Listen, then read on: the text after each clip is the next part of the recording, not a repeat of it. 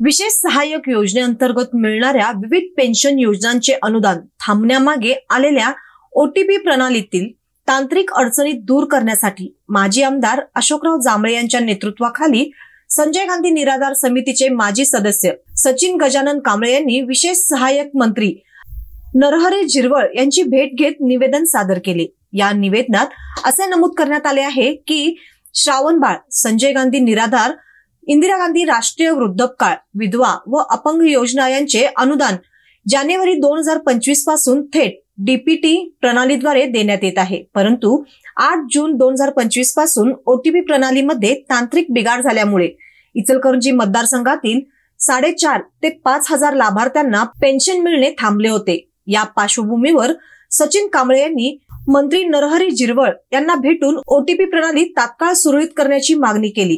झिरवळ यांनी तात्काळ संबंधित अधिकाऱ्यांशी दूरध्वनीवरून संपर्क साधून तांत्रिक अडचणी दूर करण्याच्या सूचना दिल्या।